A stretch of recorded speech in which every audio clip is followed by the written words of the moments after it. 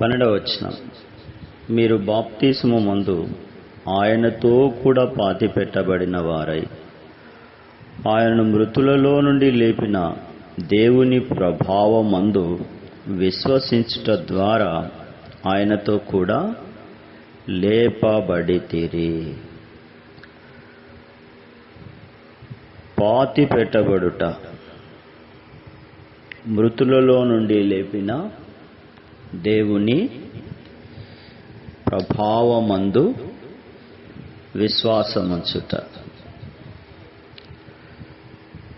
బాప్తిస్మము క్రీస్తునందే జరుగుట మనం చూస్తాం. అదే ఇక్కడ పౌలు రాస్తాడు, మీరు బాప్తిస్మము ముందు ఆయనతో కూడా పాతి పెట్టబడిన వారై ఆయనను మృతులలో నుండి లేపిన దేవుని ప్రభావమును విశ్వసించుట ద్వారా ఆయనతో కూడా లేచితిరి. 3 ముఖ్యమైన భాగాలుగా మనము గమనిద్దాం. క్రీస్తుతో కూడా మృతి పొందుట, పాతి పెట్టబడుట, తిరిగి లేచుట. ఈ 3 ప్రాముఖ్యమైన సత్యాలు ఈ వచనమందు మనకు నిక్షిప్తమై ఉన్నాయి. బాప్తిస్మం పొందే వారిలో లేదా పొందిన వారిలో, పొందబోతున్న వారిలో ఈ ముగ్గురిలో ఈ 3 ప్రాముఖ్య భాగాలుగా అగుపించాలన్నది వాక్యం యొక్క సారాంశము, పౌలు పత్రిక యొక్క ముఖ్య గమనిక. క్రీస్తుతో కూడా మృతి పొందుట. ఏ విషయంలో మృతి పొందితిరి? 3వ అధ్యాయం 3వ వచనంలో 2-3 కలిసి ఉంటాయి. పైనున్న వాటి మీదనే గాని భూ సంబంధమైన వాటి మీద మనస్సు పెట్టుకొనకూడదు. ఏలయనగా మీరు మృతి పొందితిరి. ఏలయనగా మీరు మృతి పొందితిరి అని చదువుతా ఉన్నాం. ఏ విషయాలలో మృతి పొందినారు? ఏ విషయాలలో? భూ సంబంధమైన విషయాలలో మృతి పొందినారు. పర సంబంధమైన పైనున్న వాటి విషయమై మీరు జీవము పొందినారు. క్రీస్తు జీవము మన యందు ప్రత్యక్షం కావాలంటే భూ సంబంధమైన వాటి విషయమై మనము మృతి పొందితే క్రీస్తుతో కూడా మన జీవము దాచబడుతుంది. మనకు జీవమై ఉన్న క్రీస్తు ప్రత్యక్షమైనప్పుడు మనము ఆయనతో కూడా మహిమయందు ప్రత్యక్షపరచబడతాం. 4వ వచనంలో రాయబడి ఉంది కదా, ఏ విషయాలలో మృతి పొందితిరి? ఏ విషయాలలో? మొదటగా భూ సంబంధమైన విషయాలలో, భూ సంబంధమైన వాటి మీద మనస్సు పెట్టే విషయంలో మృతి పొందినాము. భూ సంబంధమైనవి అన్నప్పుడు మనకు వాక్యంలో అనేక విషయాలు కనిపిస్తాయి. నేత్రాశ, శరీరాశ, జీవపుడంబము, లోకము, దాని ఇచ్చలు అన్నీ ఆనాడే మనసు పెట్టిన నాడే అవి నశించిపోయినాయి.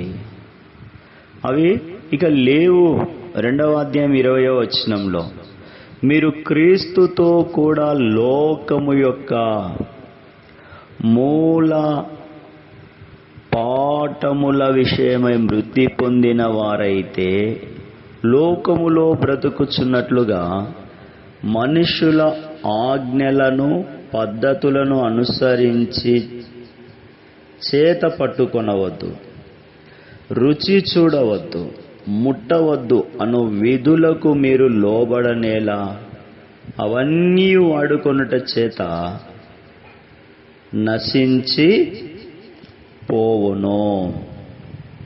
పాపము లోకం యొక్క మూల పాఠముల విషయంలో మృతి పొందినారు. ఏమిటి ఆ మూల పాఠాలు? 20, 21, 22 ఈ 3 వచనాల్లో రాసినారు కదా.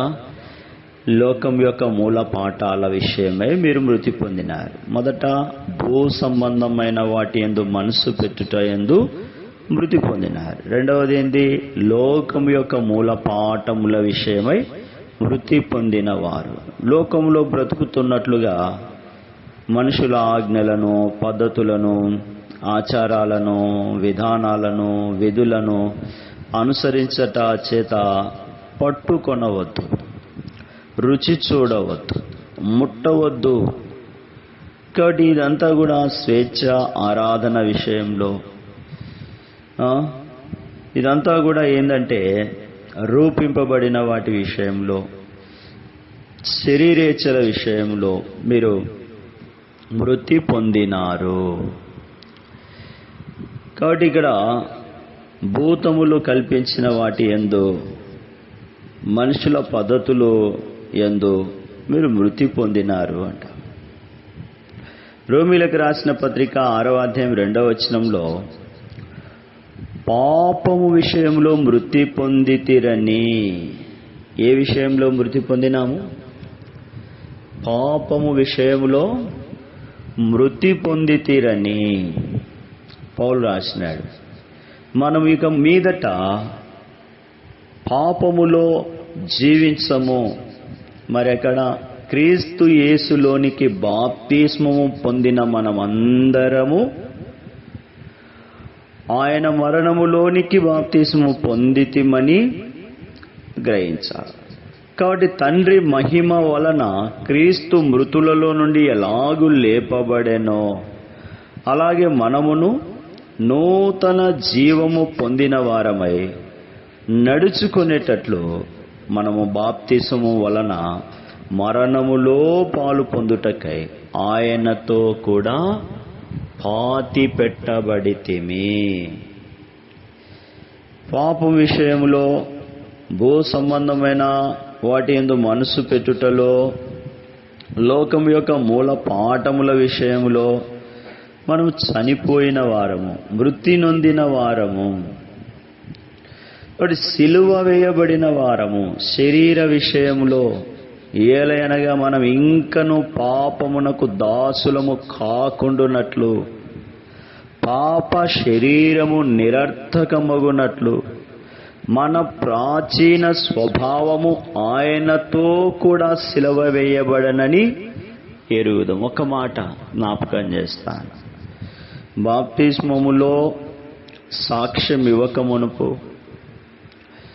మనము ఖాళీ సమయంలో మరి సెల్ ఫోన్తోనో, టీవీతోనో, లేదా వ్యర్థమైన ముసలమ్మ ముచ్చట్లతోనో, లేకపోతే ఏదో లోక సంబంధమైన వాటితో కాలక్షేపం చేస్తూ ఉన్నట్లయితే, ఇప్పుడు ప్రాచీన స్వభావము ఆయనతో కూడా సిలువ వేయబడింది గనక, అనగా లోకమునకు చనిపోయినాము గనక, పాపమునకు చనిపోయినాము గనక, లోకపు ఆచారానికి, లోకపు పద్ధతులకు, లోకపు సంభాషణలకు, లోకపు వార్తలకు మనము చనిపోయినాము గనక మనలో ఇప్పుడు సిలువ వేయబడింది గనక మనం ఇప్పుడు నూతన స్వభావముగా క్రీస్తుతోని జీవములో ఉన్నాము గనక, క్రీస్తు జీవము మనలో ఉంది గనక, మరి ఆయనతో ఐక్యము గల వారముగా ఉన్నాము గనక, ఆయన పునరుత్థానం యొక్క సాదృశ్యము ఆయనతో ఐక్యము గల వారముగా ఉన్నాము గనక మనము ఇప్పుడు ఏం చేస్తామంటే వాక్యమును గురించి ధ్యానం చేస్తాం, వాక్యమును గురించి మాట్లాడుకుంటాం, వాక్యమును గురించి ఆలోచన చేస్తాం, వాక్యమును గురించి విచారిస్తాం, వాక్యమును గురించి ఏం చేస్తామంటే ఎక్కువ విషయాలు తెలుసుకోవడానికి, వాక్యమునందు ఆనందించడానికి, వాక్యము చేత మనము బద్ధులమై ఉండడానికి ఇష్టపడతాం. ఇది లోకమునకు చనిపోయి మరి క్రీస్తుతో కూడా మృతి పొందుట అంటే కదా. భూ సంబంధమైన వాటి మీద మనసు పెట్టలేదు అంటే మనము వాక్యముతో అంటు కట్టబడినాము అని. అంటే క్రీస్తు యేసు యొక్క శిలువ రక్తము ద్వారా కలిగిన ప్రశస్తతలో, ఆ అమూల్యమైన రక్షణలో మనము నిలిచి ఉండుటకు నిబంధన కలిగి ఉన్నామన్నమాట. క్రీస్తుతోటి మనం ఐక్యత కలిగి ఉన్నాము అంటే నీతికి సాధనములుగా దేవునికి మనము అప్పగించుకున్నాము అని. కృపకు మనము లోబడిన వారము, కృప చేత విమోచించబడిన వారము గనుక శారీర బలహీనతను బట్టి మనుష్య రీతిగా మాట్లాడినప్పటికీ ఆత్మ కలిగించే ప్రేరణను బట్టి, ఆత్మ కలిగించే నడిపింపును బట్టి మనము జీవించుచున్నాము. అయినను ఇప్పుడు పాపము నుండి విమోచింపబడి దేవునికి దాసులైనందున 22వ వచనం, పరిశుద్ధత కలుగుటయే మీకు ఫలము, దాని అంతము నిత్య జీవము. పాపం వలన వచ్చే జీతము మరణము. అయితే దేవుని కృపావరము మన ప్రభువైన క్రీస్తు యేసు నందు నిత్య జీవము, నిత్య ఆనందము, నిత్య సహవాసము అని మనము క్రీస్తు జీవములోనికి చేర్చబడిన మనము నేర్చుకోవలసిన వారముగా ఉన్నాం. కాబట్టి శరీర విషయంలో సిలువ వేయబడ్డాం, పాపం విషయంలో మృతి పొందినాం, లోకం యొక్క మూల పాఠముల విషయంలో మృతి పొందినాం, ఇంకా భూ సంబంధమైన వాటి యందు మనసు పెట్టేటటువంటి, ఒకప్పుడు మనకు ఏది నచ్చితే అది చేసుకుంటూ పోయేవాళ్ళం. అది దైవికమైనదా, ఆత్మీయమైనదా, అది క్షేమదాయకమైనదా, ఆత్మకు సంతోషాన్ని ఇస్తుందా అనేటటువంటి ఆలోచన ఏమీ లేకుండా ముందుకు సాగిపోయేవారం. ఇప్పుడు మనము క్రీస్తు నందే ఆయనతో కూడా పాతిపెట్టబడిన వారము గనక, ఒకనాడు ఆయనను దేవుడు మృతుల్లో నుండి లేపినట్లుగా దేవుని ప్రభావం విశ్వసించుట ద్వారా ఆయనతో కూడా మనము లేపబడతాం గనక, మనము వీటన్నిటి విషయమై మృతి పొందిన వారముగా ఉండాలని బాప్తిసంలో సాక్ష్యమిచ్చుచున్న మీరు, బాప్తిస్మములో సాక్ష్యమిచ్చినటువంటి వారు, బాప్తిస్మములో సాక్ష్యం ఇవ్వాలని ఆసక్తి కలిగినటువంటి వారందరి విషయమై పౌలు ఈ మాటలు దేవుని ఆత్మ నడిపింపు చేత తెలియజేస్తా ఉన్నాడు. సిలువ వేయబడితిరి అంటే మృతి పొందితిరి. గలతీలకు రాసిన పత్రిక 5వ అధ్యాయము 24వ వచనం. ఏ విషయాలలో సిలువ వేయబడ్డాం, మరి ఏ విషయాలలో మృతి పొందినాం, క్రీస్తుతో కూడా మృతి పొందుట అనే సత్యములో మనము, అనే నారుమడిలో మనము సాగుతున్నాం. ఇక్కడ రాసినారు 23, 24 కలిసే ఉన్నాయి. ఇట్టి వాటికి విరోధమైన నియమమేదియు లేదు. క్రీస్తు యేసు సంబంధులు శరీరమును దాని ఇచ్చలతోనూ దురాశలతోనూ సిలువ వేసి ఉన్నారు. క్రీస్తు యేసు సంబంధులు, క్రీస్తు యేసు నందు విశ్వాసముంచిన వారు, క్రీస్తు యేసుతో జీవించగోరువారు, క్రీస్తు యేసు యొక్క ప్రభావము ద్వారా కలిగే నిత్యత్వము కొరకు కనిపెట్టుకున్నటువంటి వారు శరీరమును దాని ఇచ్చలతోనూ దురాశలతోనూ సిలువ వేసి ఆత్మ కలిగించే ఆనందము, ఆత్మ ఫలము, ప్రేమ, సంతోషము, సమాధానము, దీర్ఘశాంతము, దయాళుత్వము, మంచితనము, విశ్వాసము, సాత్వికము, ఆశా నిగ్రహము, ఇట్టి వాటి యందు జీవించగోరుతున్నారు. ఇట్టి వాటి చేత మరి ఆనందించాలా అని చెప్పబడతా ఉంది. అది పౌలు అంటా ఉన్నాడు. పౌలే రాసినాడు ఈ పత్రిక, తన స్వహస్తాలతో ఈ పత్రిక రాసినాడని మరి బైబిల్ పండితులు, ఆయన యందు విశ్వాసం ఉంచినటువంటి ప్రజలు చెబుతూ ఉన్నారు. 2వ అధ్యాయం 19వ వచనంలో ఆ మాట మనకు రుజువు చేయబడతా ఉంది. నేనైతే, ఎవరు?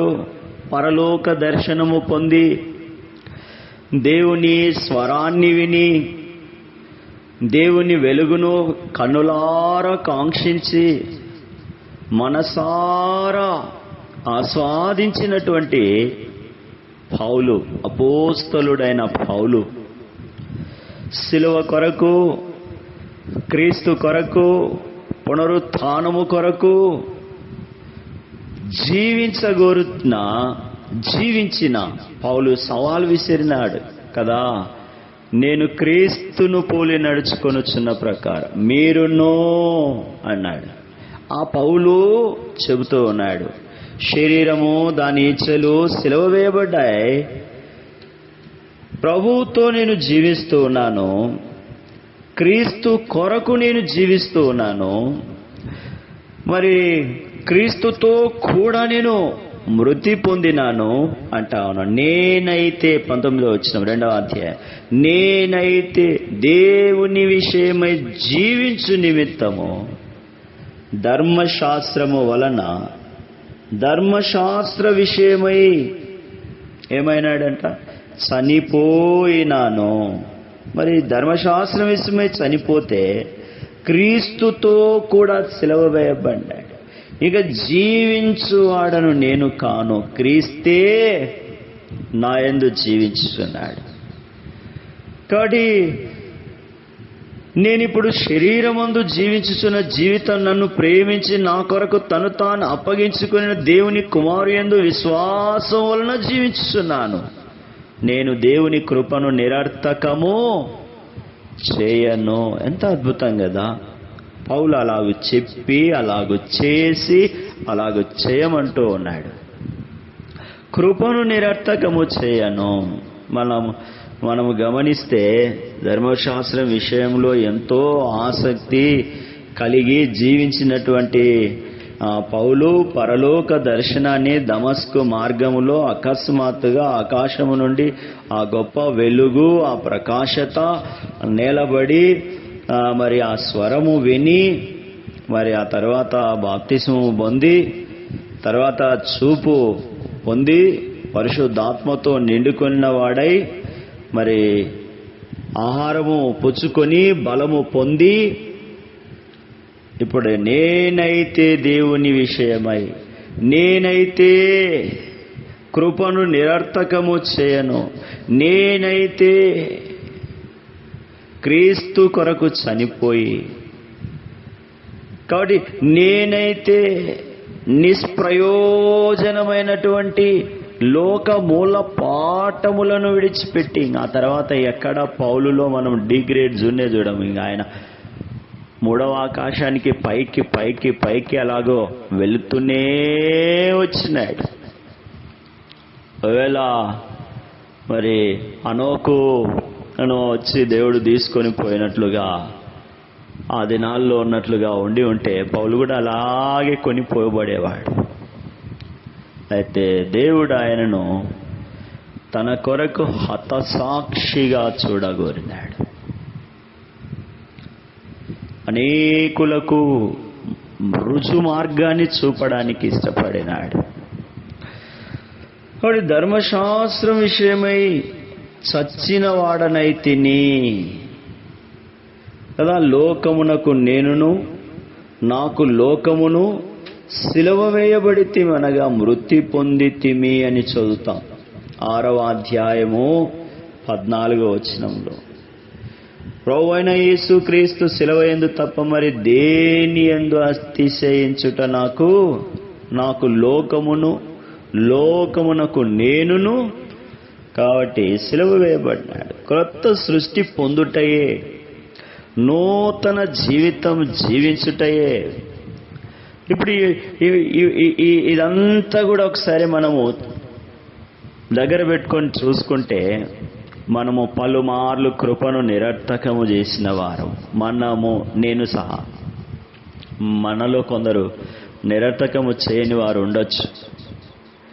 అయితే ఎక్కువ భాగము విశ్వాసమును విడిచిన వారు, ఎక్కువ భాగము అనుమానముతో, అవిశ్వాసముతో, అవిధేయతతో, మరి చింతలో, లోకం యొక్క మూల పాఠములను అప్పుడప్పుడు రుచి చూచిన వారుగా కదా. పౌలు అంటావు, నేనైతే క్రీస్తు కొరకు జీవిస్తున్నాను, నేనైతే క్రీస్తు జీవముతో బ్రతుకుతున్నాను, నేనైతే కృపను నిరర్థకము చేయలేదు. ఆయన చేయలేదు. అందుకే సవాల్ కదా, నేను క్రీస్తును పోలి నడుచుకున్నాను, కాబట్టి మీరు కూడా నన్ను పోలి.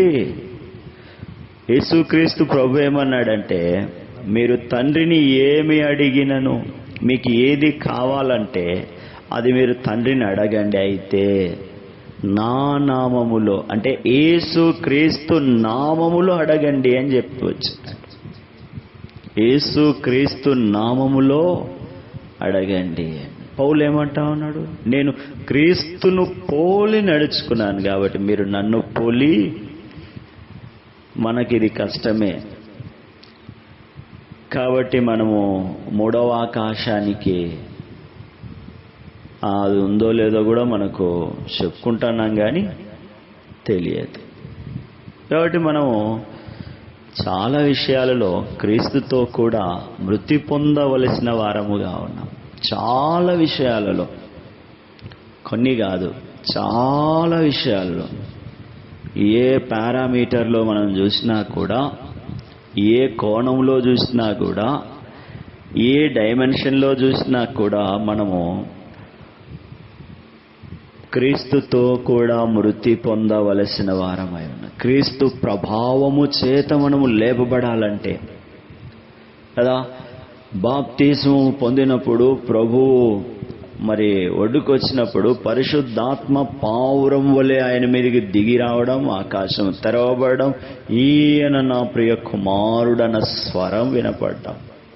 ఎంత ఆశ్చర్యం, ఎంత అద్భుతం కదా. ఆ దృశ్యము, ఆ సమయము, ఆ అట్మాస్ఫియరు ఎంత రమ్యముగా ఉంటాయో ఒకసారి మనం తలంచితే మన ఆలోచనకు, మన ఊహకు ఎంతో గంభీరమైనవిగా, ఎంతో శ్రేష్టమైనవిగా కనిపిస్తూ ఉన్నాయి. కల్పితమైన దాని కొరకే గంభీరమైనవి అని పదాలు వాడుతూ ఉంటే, సత్యము, యథార్థము, వాస్తవము, నిజము, నిలువరమైనది, స్థిరమైనది, మాన్యమైనది. కాబట్టి ఎట్టి దాని కొరకు మనం మరింత జాగ్రత్త కలిగిన వారముగా ఉండాలి. పౌలన్న లోకమునకు నేనును నాకు లోకమును సిలువ వేయుట, అంటే మృతి పొందినాడు. ఈ 5 విషయాల్లో లోకం యొక్క మూల పాఠములలో, అంటే భూతముల విషయములలోనూ, పాపముల విషయములలోనూ, శరీర విషయములోనూ, ధర్మశాస్త్ర విషయంలోనూ లోకం విషయంలోనూ ఏం కావాలి? మృతి పొందిన వారము. మృతి పొందినవాడు పాప విముక్తుడని, తీర్పు పొంది ఉన్నాడని పౌలే చెప్తాడు. మనం చదువుకున్నాం 6వ అధ్యాయం 7వ వచనం రోమీయులకు రాసిన పత్రికలో. చనిపోయిన వానికి పాపానికి ఎలాంటి సంబంధము లేదని కనబడతా ఉంది. అది ఇదివరకు మనం చెప్పుకున్న 5 విషయాలు. క్రీస్తుతో కూడా మృతి పొందుట. ఏ విషయాలంటే 5 విషయాలు మనం చెప్పుకున్నాం. 1 భూతముల విషయంలో, 2 పాపముల విషయంలో, 3 శరీర విషయంలో, 4 ధర్మశాస్త్ర విషయంలో, 5 లోకము విషయంలో ఎలాంటి సంబంధము లేదు. యేసు క్రీస్తు నందు, ప్రభు అయిన యేసు నందు విశ్వాసం ఉంచిన మనకు వీటితో ఏ సంబంధము లేదు. అట్లా అయితేనే ఈ మాట చెప్పు. ఏమని? ప్రభు అయిన యేసు నందు విశ్వాసం ఉంచుము అని చెప్పు. ఎప్పుడు?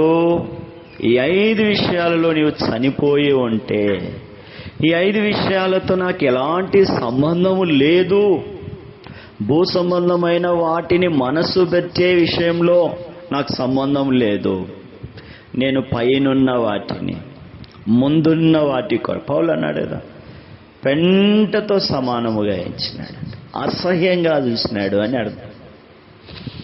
అవి లెక్కలు ఆలోచనలో కూడా ఆయనకు లేవు పౌలుకు. కాబట్టి ఆయన పరిచర్యలో సాగిపోవడమే గాని స్థిరముగా ఒక చోట ఆగినట్లుగా లేదు. ఒకే ఒక్క చోట ఆగిపోయినాడు. ఎక్కడంటే చెరసాలలో. అక్కడి నుండి ఆయన ఎక్కడికి వెళ్ళిపోయినాడు అంటే ప్రభు దగ్గరికి వెళ్ళిపోయినాడు, నేరుగా వెళ్ళిపోయినాడు. కాబట్టి లక్ష్యము పెట్టే, ఆశించే, మనసు పెట్టేటటువంటి విధానము పౌలులో లేదు. అందుకే సవాలు. అందుకే అన్నాడు, ఈ 5 విషయాలకు మీరు చనిపోయిన వారైతే, ఈ 5 విషయాలతో ఎలాంటి సంబంధము లేని ఆత్మీయ జీవితం అయితే మనము ఈ మాట చెప్పుటకు అర్హులమే. ఏమని? ప్రభు అయిన యేసునందు విశ్వాసం ఉంచుము, అప్పుడు కాబట్టి నేను చనిపోయి ప్రభు అయిన యేసునందు విశ్వాసం ఉంచినాను. మాటలతో క్రియారూపకంగా ఎట్టి సంబంధము లేదు. ఇదే మనల్ని దేవునిలో, ఆయన కుమారుడైన క్రీస్తు యేసులో నూతన సృష్టిగా, నూతన పద్ధతిలో సమాధానములోనికి, కృపను నిరర్థకము చేయనటువంటి ఫలభరితమైన జీవితాన్ని మనము కలిగి జీవిస్తామని హెచ్చరిక చేయబడతా ఉన్నాం. రెండవదిగా చూస్తాం, 3 విషయాలు అనుకున్నాం కదా. కొలస్సీకి రాసిన పత్రిక 2వ అధ్యాయం 12వ వచనాన్ని మనం చదివినాం. ఏమని చదివినామంటే, మీరు బాప్తిస్మమందు ఆయనతో కూడా పాతి పెట్టబడిన వారై ఆయనను మృతులలో నుండి లేపిన దేవుని ప్రభావమందు విశ్వాసముంచుట ద్వారా ఆయనతో కూడా లేపితిరి. దాన్ని మనం 3 భాగాలుగా చూస్తా ఉన్నాం. 3 ఆత్మీయ లంగరులుగా మనము గమనిస్తా ఉన్నాం. తండ్రి, కుమార, పరిశుద్ధాత్మ అనే విధానములో, ఈక్వేషన్లో మనము వాటిని సరిపోల్చుకుంటా ఉన్నాం. అందులో మొదటి కోణం ఏంటంటే క్రీస్తుతో కూడా మృతి పొందుట. ఏ విషయాలంటే ఒక 5 విషయాలు చూసినాం. రెండవది ఏమిటి? పాతి పెట్టబడుట.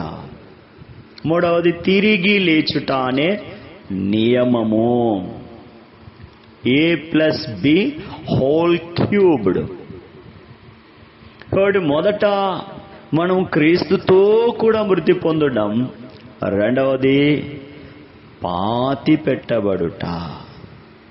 పాతి పెట్టుటలో ఉన్న ఆంతర్యము చనిపోయిన వ్యక్తి కనబడక ఉండునట్లు, దుర్వాసన రాకుండునట్లు, అనగా క్రీస్తుతో కూడా ప్రాతి పెట్టబడిన వారి పాత స్థితి, వాటి రూపము, వాటి రుచి, వాటి వాసన కనపడకూడదని పౌలు యొక్క ఆంతర్యం కదా.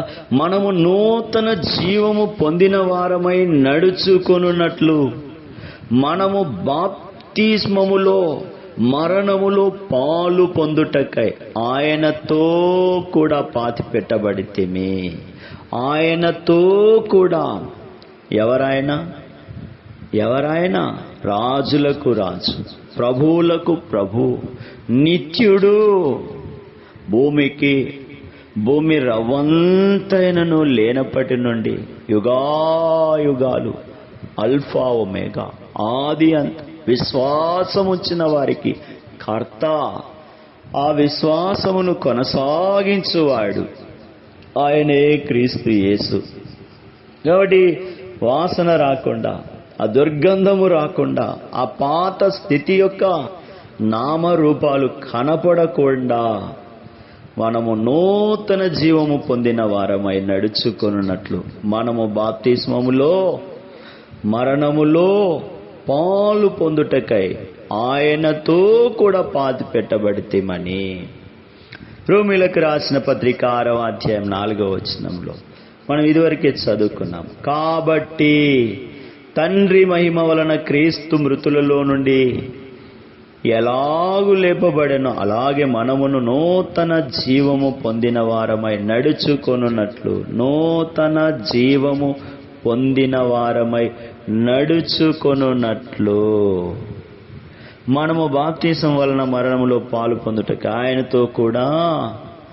కాబట్టి పాతది, ప్రాచీనమైనది పాతి పెట్టబడింది.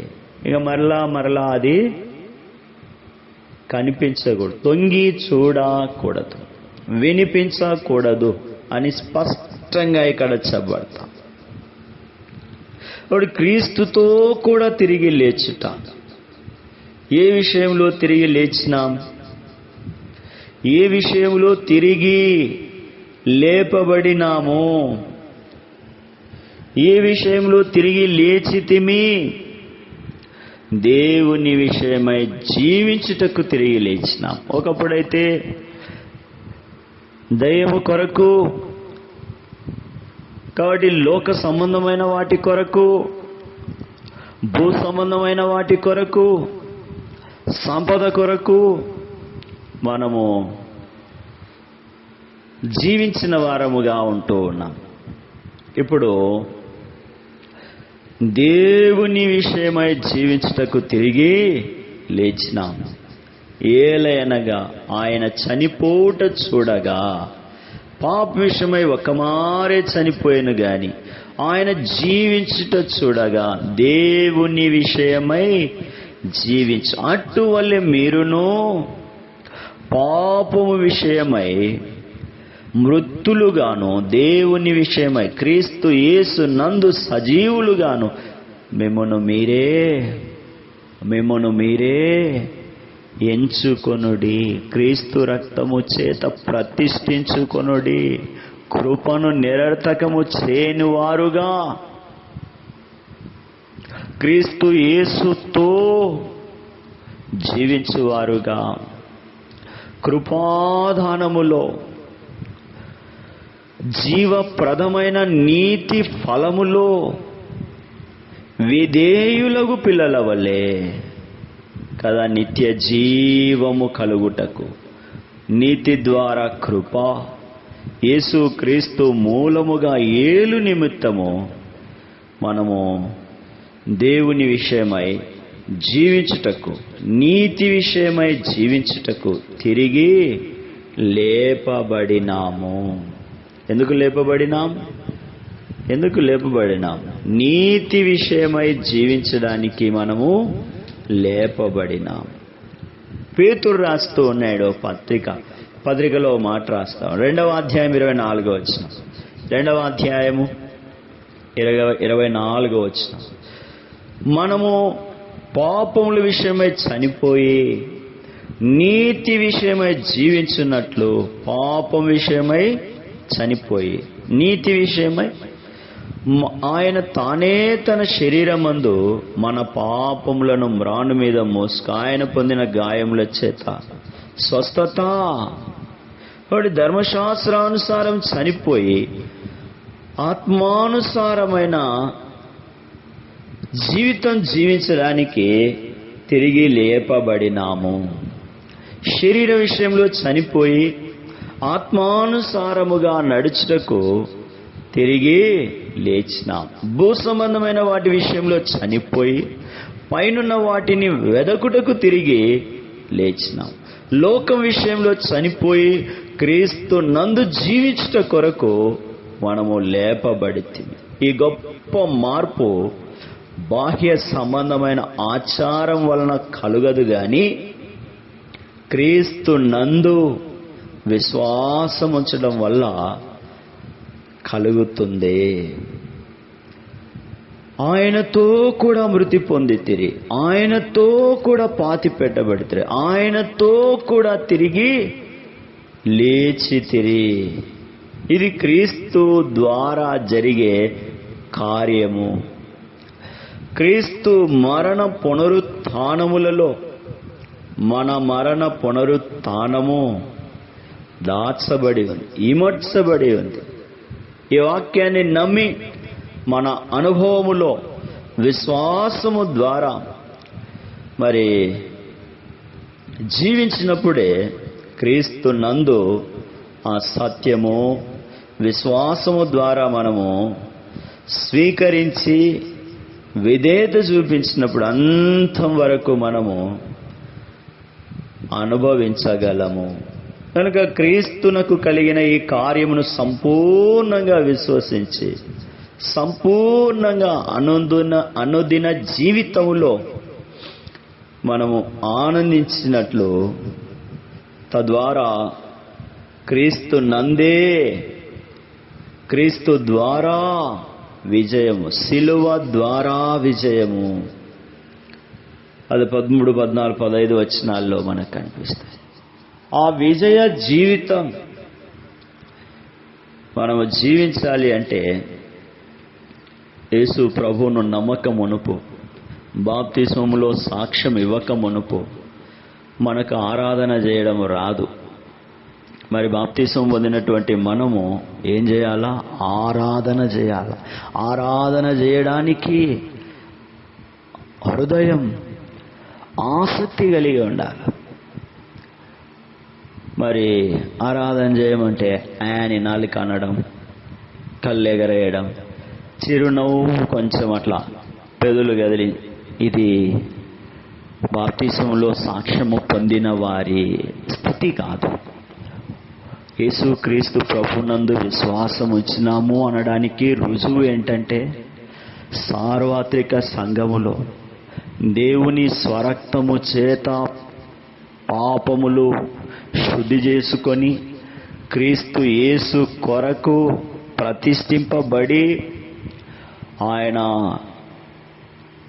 శరీరములో రక్తములో మరి జీవించడానికి ఇష్టపడేవారు ఆరాధన చేయకుండా పాలు పొందకూడదు. వాడి శక్యమైతే, వీలైతే మరి తప్పకుండా ఆరాధన చేసినప్పుడు ఆత్మలోకి వచ్చే దేవుని ప్రభావము, దేవుని మరి ఆ ప్రభావం వల్ల మన ముఖములోనికి దేవుని యొక్క తేజస్సు, ఆ మహిమ, ఆ సంతోషము, ఆ వెలుగు భౌతిక సంబంధమైన వాటిని చంపివేస్తుంది. భౌతిక సంబంధమైన వారి మాటలు, వారి సహవాసము మనకు రుచించవు. కాబట్టి యేసుక్రీస్తు ప్రభువును నమ్మినాము అని సంఘాల్లో కనిపిస్తూ ఉన్నారు, కానీ భూ సంబంధమైన జీవితాన్నే జీవిస్తూ ఉన్నారు. మరి మనము క్రీస్తు యేసునందు విశ్వాసం ఉంచిన వారముగా, క్రీస్తుతో కూడా చనిపోయిన వారముగా, క్రీస్తు ప్రభావము చేత లేపబడే వారము గనుక అటి వారికి విరోధముగా, దూరముగా, అటి వారి మార్గము నుండి విడిపింపబడే వారముగా ఉంటాం. ఏది ఏమైనా బాప్తిస్మములో సాక్ష్యం ఇచ్చిన మనము ఆరాధన చేయడానికి ముందు వరుసలో ఉండాలి. మరి సమయం దొరకదు, భయంగా ఉంది అంటే ఎంత సరైనటువంటిది కాదు. ఇప్పుడు ఎందుకు వచ్చినావు, జనాలు ఎక్కువగా ఉన్నారు, క్యూ ఎక్కువగా ఉంది అని వెళ్ళిపోతావా? లేదు కదా. క్యూలో నిలబడి మరి ఆ పదార్థాలన్నింటినీ రుచి చూచి ఆ తరువాత ఆ విందు యజమానులతో మరి సంతోషించే కదా వెళ్ళేది.